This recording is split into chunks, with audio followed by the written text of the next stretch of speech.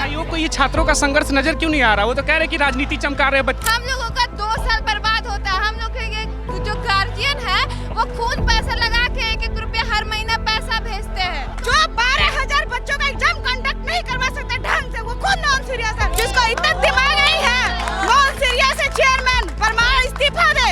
रोजगार के भी दावे करे 10 लाख लोगों को नौकरी दिया। आपका काम है, आपको वोट किस लिए दिया गया? आपको राजा बनने के लिए वोट नहीं दिया गया है। कई छात्र ये कह रहे हैं कि जिनके सेंटर पे कोई धांधली नहीं हुई उनके साथ भी तो ये नाइंसाफी है ना एक तरह से। किसी का लास्ट उम्र है, किसी के घर से भी लास्ट बार मौका मिला है। नॉन सीरियस कैंडिडेट कह रहे हैं। कैसे नॉन सीरियस कैंडिडेट? आप जो क्वेश्चन पेपर दे रहे हैं वो बिना पढ़े क्लास 9 का बच्चा भी सॉल्व कर देगा। ये आपका सीरियसनेस है? आयोग का परीक्षा में पूछ रहे हैं कि कौन है कपड़ा मंत्री, ये सीरियस है? What is functional and structural unit of cell question है पूछने का। क्लास 3 का बच्चा सबसे पहले वही चीज पढ़ता है। ये पूछेंगे आप डीएसपी और एसडीएम के क्वेश्चन में।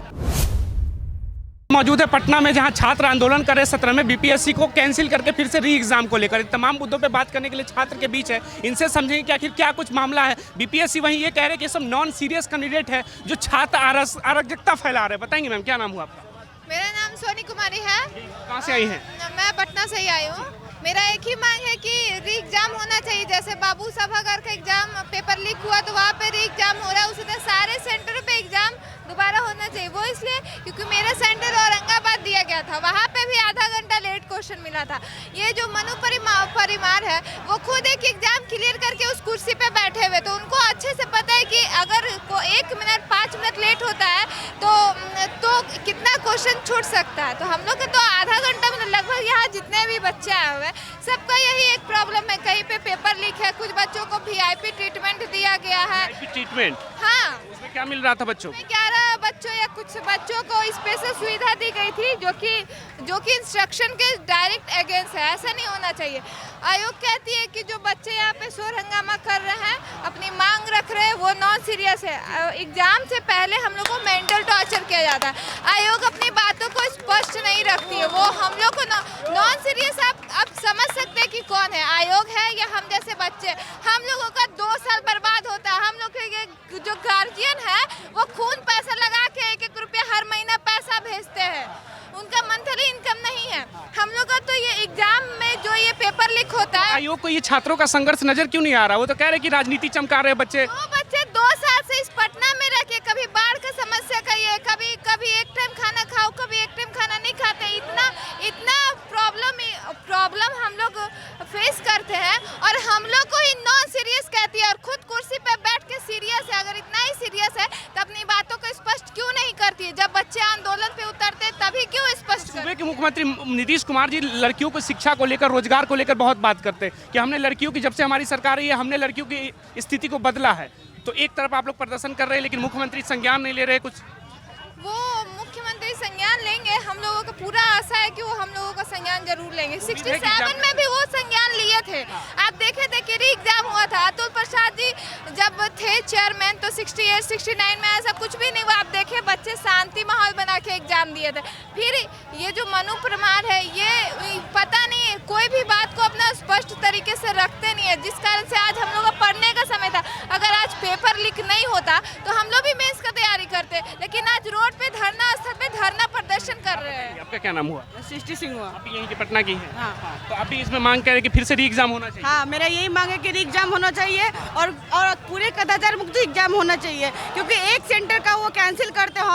किस आधार पे वो पहले वो बोले 13 दिसंबर को कि कोई पेपर लीक नहीं हुआ है, फिर दूसरे बार वो माने कि पेपर लीक हुआ है, तो ये अपने कमी को छुपाने के लिए एक सेंटर पे कैंसिल कर दिए। और से ये जब कैपिटल का ये हाल है तो आप बताइए गाँव क्षेत्र का क्या हाल होगा? वहाँ का तो बात आया ही नहीं सामने कि क्या हुआ नहीं हुआ है। अपने बात को दबाने के लिए एक सेंटर को कैंसिल कर दिए और किस आधार पे रिजल्ट देंगे?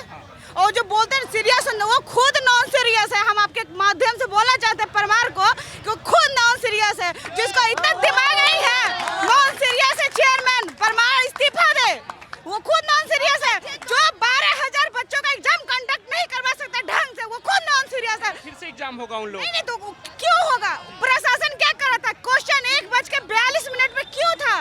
नेट पर क्वेश्चन था, वो तो वायरल ही हुआ ना। और हम लोग को ऐसा तो नहीं कर रहा कि कैंसिल कर दिया, नहीं कैंसिल कर, नहीं कैंसिल। हम लोग इसी बोले सभी सेंटरों का एग्जाम कैंसिल होना चाहिए। जो सेंटर पे अराजकता फैला रहे थे उन पे कार्रवाई होगी, कड़ी से कड़ी कार्रवाई की जाए। कोई कार्रवाई नहीं होगी उस पर। क्यों होगा? हम लोग उस लोग के साथ है भाई। अपना बात को रखने के लिए हम लोग आतंकवादी थोड़ी और जब एंट्री दिए, जब एडमिट कर दिए, सेंटर आप दिए, तो आपको पता नहीं था? आप तो खुद नॉन सीरियस क्यों दिया? जो अराजकता फैलाता है, आपको नहीं पता था, आप ही ना सेंटर दिए, तो आपको पता ना, आप जांच का विषय है, अब आप पे जांच होना चाहिए। आयोग अपनी कमी छुपा रहा है इसमें। बिल्कुल, एक सेंटर का क्या आप कमी छुपा रहे हैं अपना?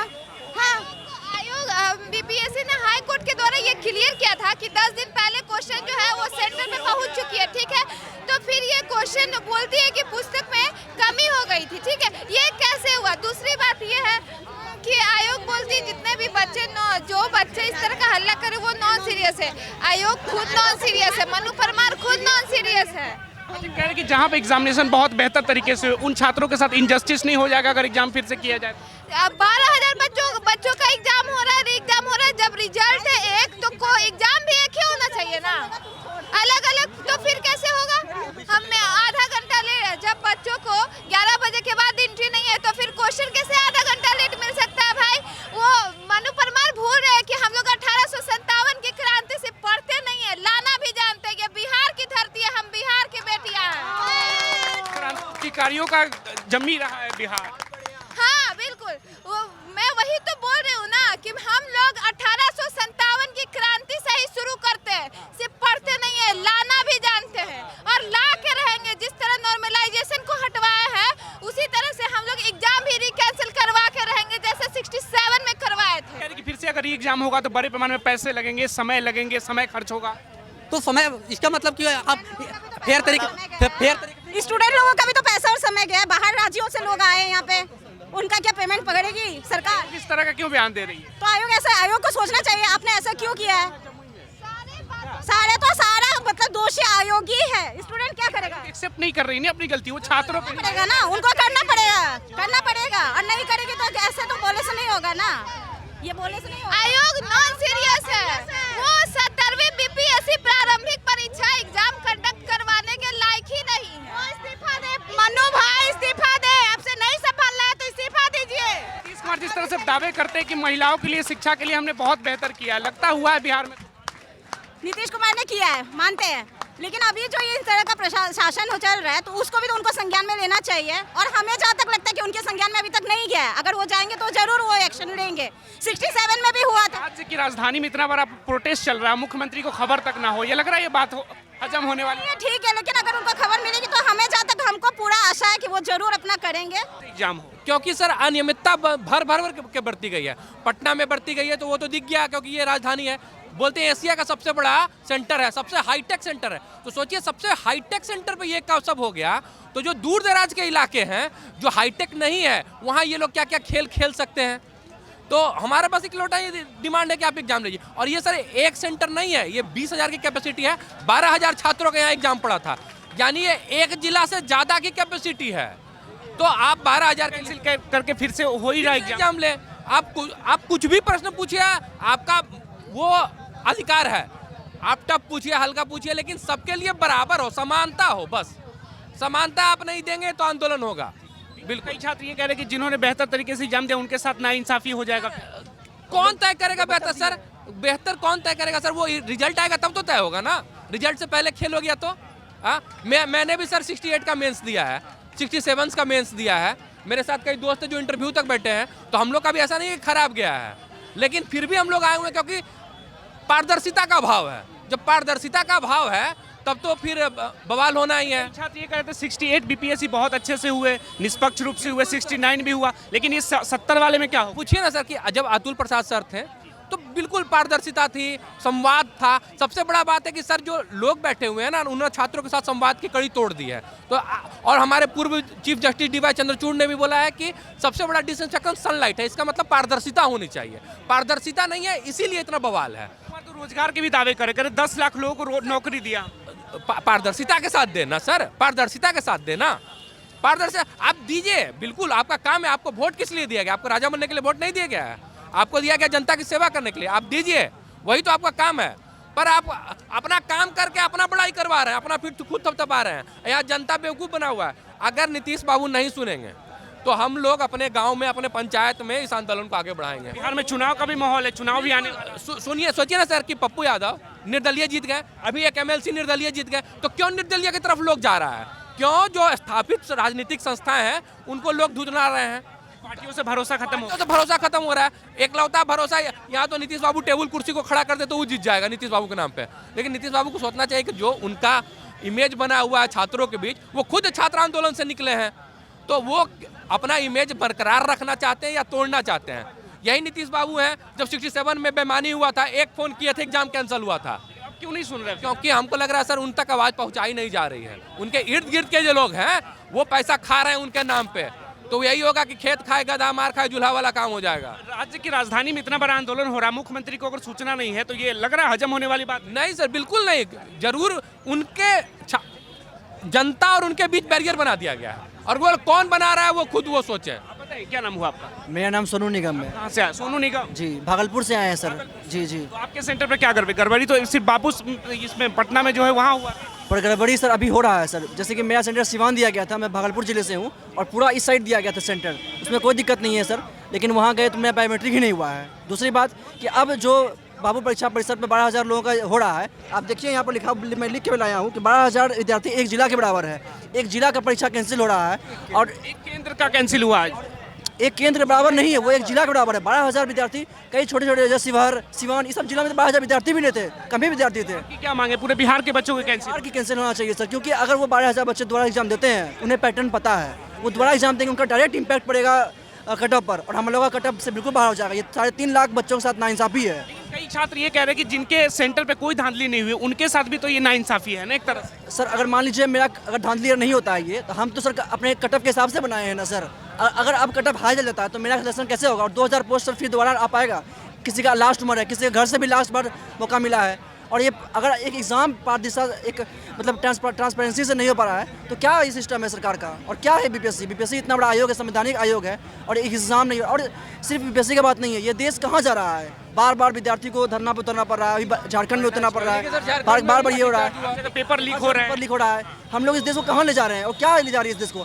क्या बनाना चाहते थे इसको, और कहाँ ले जा रहे हैं? आयोग मानेगी आप लोगों की बात? कुछ सर मानेगी, क्यों नहीं? मानना ही होगा। हम लोग जब तक नहीं माने, तब लोग यहाँ पर डटे रहेंगे। और यहाँ तो कह रहे हैं कि बरगलाए हुए छात्र हैं, क्या नॉन सीरियस कैंडिडेट कह रहे हैं? कैसे नॉन सीरियस कैंडिडेट? आप जो क्वेश्चन पेपर दे रहे हैं वो बिना पढ़े क्लास 9 का बच्चा भी सॉल्व कर देगा। ये आपका सीरियसनेस है? आयोग का परीक्षा में पूछ रहे हैं कि कौन है कपड़ा मंत्री? ये सीरियस है? What is functional and structural unit of cell question है पूछने का। क्लास 3 का बच्चा सबसे पहले वही चीज पढ़ता है, ये पूछेंगे आप डीएसपी और एसडीएम के क्वेश्चन में? ये शर्म की बात है। बताइए क्या नाम हुआ आपका? मेरा नाम सौरभ सुमन हुआ। क्या पोस्टर के थ्रू क्या मैसेज दे रहे हैं? ये शिक्षा सत्याग्रह है, और हम लोग खुद शिक्षा के पुजारी हैं, और हम लोग उस संकल्प लेकर के चले हैं जो अपने माँ बाप का सपना पूरा करना है।